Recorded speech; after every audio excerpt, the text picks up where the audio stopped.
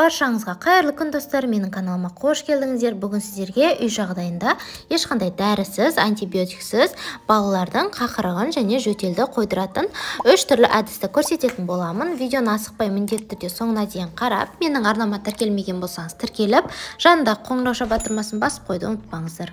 Ең алдымен бір стакан сүтіміздің үстінен бір ас қасық сары май салып, микроволновкада 1 минуттай ысытып аламыз, немесе ыстық сүттің үстінен сары майды салып, екеуін жақсылап ерігенше араластырамыз да, жарты шай қасық ас содасы, 1 шай қасық балымызды қосып, тағы да жақсылап араластырамыз. Оның үстінен 3-4 капля йодты қосып, тағы да кішкене араластырып, жұмыртқаның ағы мен сарысын бөліп аламыз да, сарысын осы сүтіміздің үстінен салып, жақсылап араластырамыз барлығы біріккенше. Одан кейін күніне 2 реттен 3-4 күнде ішетін боламыз. Бұл біздің балалардың қақырығын жібітіп түсіретін болады. Осы сүтті ыстықтай іше берсеңіздер, балаларға да ересектерге де өте пайдасы мол. Міндетті түрде жасап көріңіздер. Екінші әдіске бізге 2 пияз қажет болады. Кей өңірлерде жуа, сарымсақты деп атайды. Осылай майдалап ұсақтап турап аламыз. Немесе сіздерде блендер болса, блендерді пайдалана берсеңіздер болады.